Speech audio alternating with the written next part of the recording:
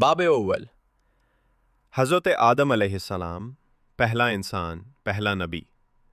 رات کے پرسکون آسمان پر جب پہلی بار روشنی پھیلی، زمین ابھی سناٹی میں ڈوبی تھی۔ پہاڑوں کی چوٹیاں خاموش تھیں، دریا بہہ رہے تھے، اور فرشتے اللہ کے ذکر میں مشغول تھے۔ اچانک عرش الہی سے ایک آواز گونجی، میں زمین میں اپنا خلیفہ بنانے والا ہوں۔ یہ اللہ تعالیٰ کا اعلان تھا۔ ایک نئی مخلوق آنے والی تھی جو سوچے گی، سمجھے گی، بولے گی اور زمین پر اللہ کی نمائندہ بنے گی۔ فرشتوں نے عاجزی سے عرض کی، یا اللہ، کیا آپ ایسی مخلوق بنائیں گے جو زمین میں فساد کرے گی اور خون بہائے گی، جبکہ ہم تو تیری تسبیح اور پاکی بیان کرتے ہیں؟ اللہ تعالیٰ نے فرمایا، میں وہ جانتا ہوں جو تم نہیں جانتے۔ مٹی سے تخلیق۔ پھر اللہ تعالیٰ نے زمین کے مختلف حصوں سے مٹی لی، کہیں کی نرم، کہیں کی سخت، کہیں کی سرخ، کہیں کی سیاہ۔ اسی لیے آج انسان بھی رنگ و مزاج میں مختلف ہیں۔ اس مٹی سے اللہ نے آدم علیہ السلام کی صورت بنائی، ایک خوبصورت، کامل شکل والا وجود۔ ابھی وہ مٹی کے سانچے کی طرح تھے۔ فرشتے حیرت سے دیکھتے تھے کہ اللہ کیا کر رہا ہے۔ پھر اللہ نے فرمایا، اور جب میں اس میں اپنی روح پھونک دوں تو تم سب اس کے آگے سجدے میں گر جانا۔ سورۃ الحجر 29۔ اور پھر وہ لمحہ آیا، اللہ نے اپنی روح پھونکی، مٹی کا پتلا زندہ ہو گیا، آنکھیں کھلیں، سانس چلی، زبان نے الحمدللہ کہا، اور یوں پہلا انسان زمین و آسمان کے درمیان کھڑا تھا۔ فرشتوں کا سجدہ اور ابلیس کا انکار۔ اللہ تعالیٰ نے حکم دیا، آدم کو سجدہ کرو۔ سب فرشتے سجدے میں گر گئے، مگر ابلیس نے انکار کیا۔ اللہ نے فرمایا، تجھے کس چیز نے روکا کہ تو نے سجدہ نہ کیا؟ ابلیس نے کہا، میں اس سے بہتر ہوں، تو نے مجھے آگ سے پیدا کیا اور اسے مٹی سے۔ اللہ نے فرمایا، تو یہاں سے نکل جا، تو مردود ہے اور تیرے لیے قیامت تک لعنت ہے۔ ابلیس نے مہلت مانگی کہ وہ آدم کی اولاد کو بہکائے گا۔ اللہ نے فرمایا، میرے مخلص بندوں پر تیرا بس نہ چلے گا۔ جنت میں زندگی۔ اللہ نے آدم علیہ السلام کو جنت میں جگہ دی جہاں ہر نعمت تھی۔ پھر ان کی پسلی سے حضرت حوا علیہ السلام کو پیدا کیا تاکہ وہ ان کی رفیق حیات بنے۔ اللہ نے فرمایا، اے آدم، تم اور تمہاری بیوی جنت میں رہو، جہاں چاہو کھاؤ، مگر اس ایک درخت کے قریب نہ جانا، ورنہ تم ظالموں میں ہو جاؤ گے۔ کچھ عرصہ وہ خوشی و سکون سے جنت میں رہے، مگر ابلیس نے موقع تلاش کیا۔ وہ ایک سانپ کے ذریعے آیا اور وسوسہ ڈالا، اگر تم یہ پھل کھاؤ تو ہمیشہ جیتے رہو گے، کبھی نہ مرو گے۔ حوا علیہ السلام نے پہلے کھایا، پھر آدم علیہ السلام کو دیا، یوں دونوں نے وہ پھل کھا لیا۔ اسی لمحے ان کے جسم سے نور ہٹ گیا اور انہیں اپنی خطا کا احساس ہوا۔ اللہ نے فرمایا، کیا میں نے تمہیں اس درخت سے منع نہیں کیا تھا؟ دونوں نے عاجزی سے کہا، اے ہمارے رب، ہم نے اپنی جانوں پر ظلم کیا، اگر تو ہمیں نہ بخشے تو ہم نقصان اٹھانے والوں میں ہوں گے۔ اللہ نے ان کی توبہ قبول فرمائی، مگر انہیں زمین پر بھیج دیا۔ یوں جنت سے زمین کی زندگی کا آغاز ہوا۔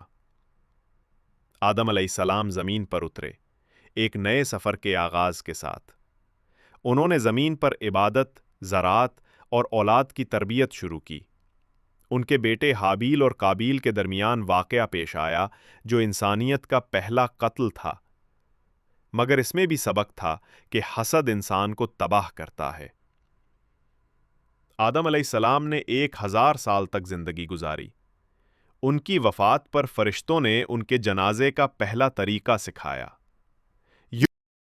باب اول حضرت آدم علیہ السلام، پہلا انسان، پہلا نبی۔ رات کے پرسکون آسمان پر جب پہلی بار روشنی پھیلی، زمین ابھی سناٹی میں ڈوبی تھی۔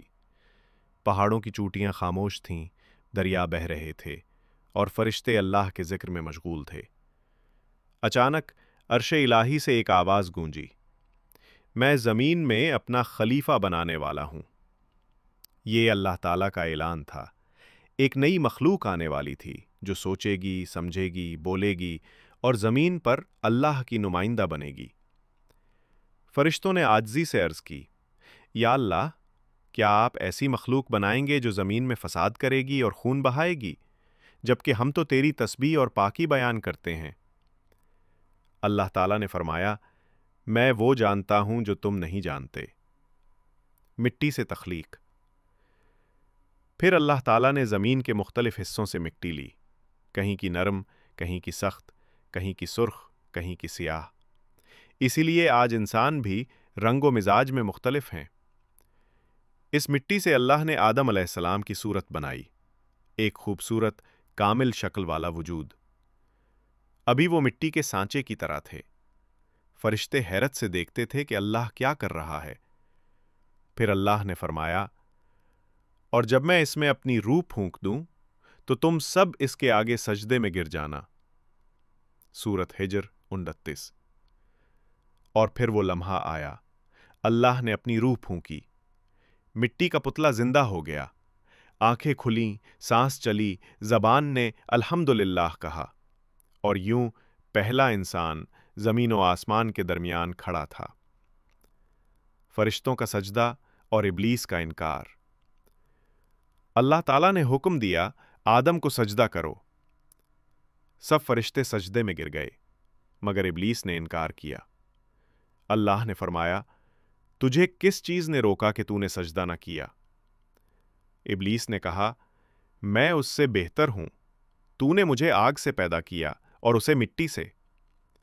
اللہ نے فرمایا، تو یہاں سے نکل جا، تو مردود ہے اور تیرے لیے قیامت تک لعنت ہے۔ ابلیس نے مہلت مانگی کہ وہ آدم کی اولاد کو بہکائے گا۔ اللہ نے فرمایا، میرے مخلص بندوں پر تیرا بس نہ چلے گا۔ جنت میں زندگی۔ اللہ نے آدم علیہ السلام کو جنت میں جگہ دی جہاں ہر نعمت تھی۔